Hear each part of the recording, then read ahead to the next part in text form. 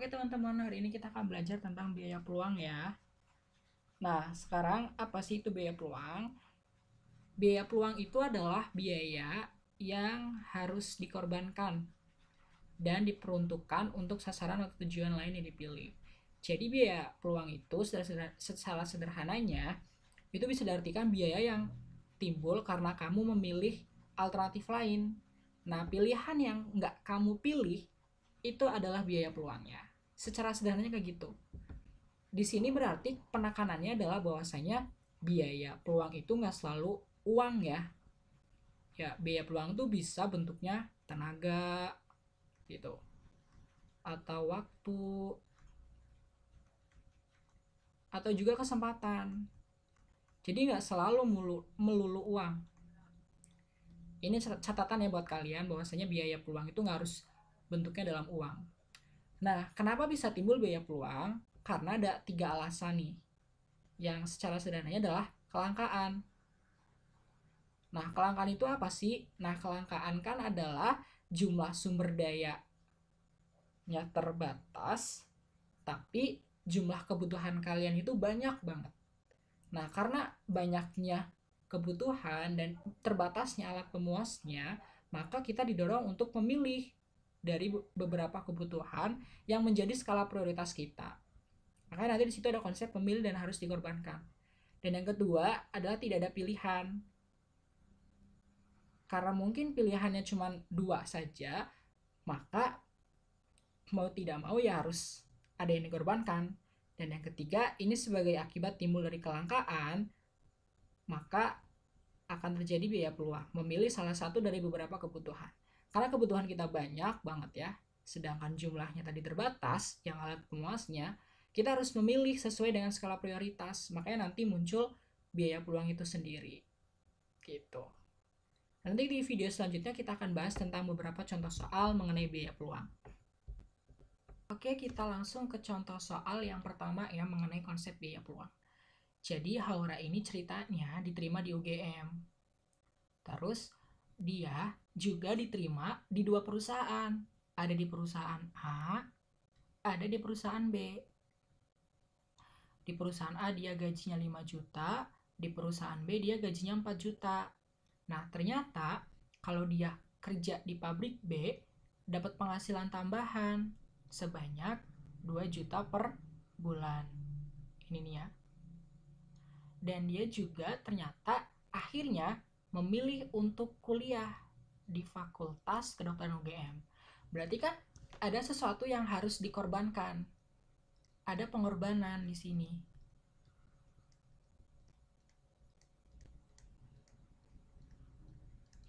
Nah, pengorbanan ini adalah biaya peluang. Oke, dari soal tadi kan ada beberapa pilihan yang dia relain. Yaitu pilihan pertama, yaitu A, perusahaan A dengan gaji 5 juta. Di perusahaan B,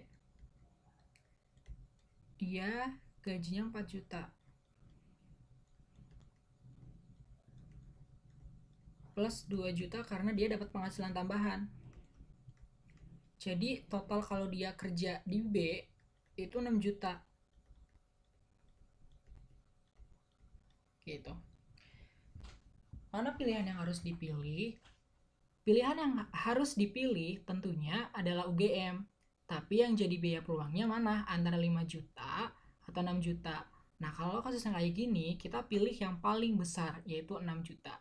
Jadi biaya peluangnya itu adalah ini. Biaya peluangnya sebesar 6 juta. Jadi jawabannya adalah yang B. Ke soal nomor 2. Ya. Ceritanya, sejak 2 tahun yang lalu, Roni itu kerja di jasa fotokopi.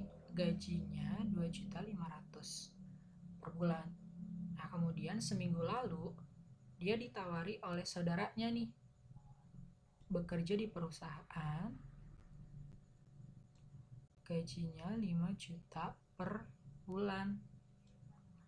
Tapi harus ada syaratnya, yaitu sarjana.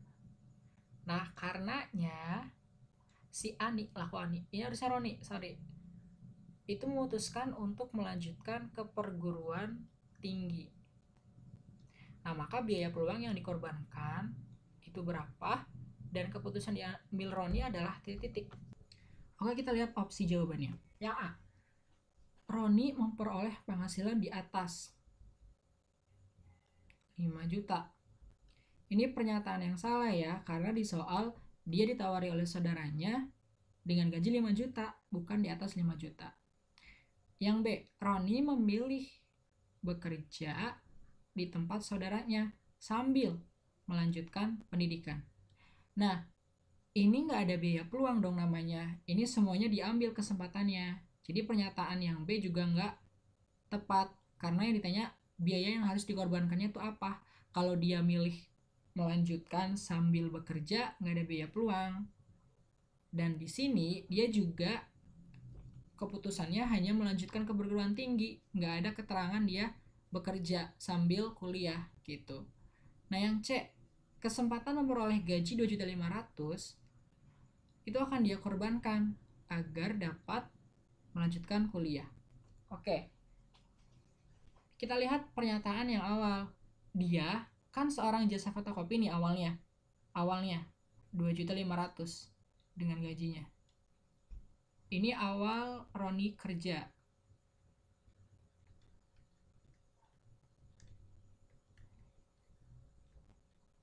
Gitu kan. Tapi dia tuh ditawarin, dan mungkin dia pengen bisa kerja di saudaranya biar gajinya 5 juta. Nah, biar dapat 5 juta gitu kan. Biar dapat 5 juta, dia ngerelain dulu nih 2.500.000, ngehilangin 2.500.000 untuk kuliah.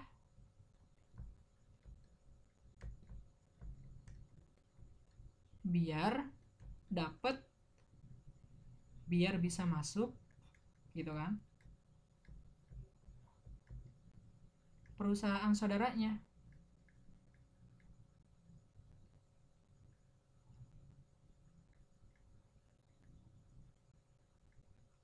Gitu. Jadi pernyataan yang C bener ya, dia ngerelain 2.500.000 biar gajinya naik jadi 5 juta, dia ngerelain si ini nih, relain ini buat ngelanjutin kuliah biar diterima di perusahaan saudaranya. Kan syaratnya harus sarjana. Jadi opsi yang C adalah yang tepat. Oke, yang D, membayar biaya kuliah sampai menjadi sarjana. Ini bukan ya, karena yang namanya biaya peluang itu biaya yang dikorbankan karena memilih alternatif lain. Yang dia masuk kuliah, apa yang harus dikorbankan? Salah satunya adalah jasa fotokopi. Nah, kalau biaya kuliah itu disebutnya biaya langsung, karena biaya yang timbul saat dia ngelakuin aktivitas itu. Nah, kalau memperoleh penghasilan di atas 2.500.000 di masa depan, mungkin benar, tapi ini bukan pengorbanan, tapi ini adalah manfaat atau hasil.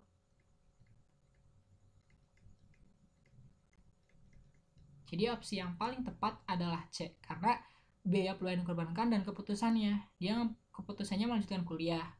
Di soal dikatakan bahwa dia melanjutkan kuliah.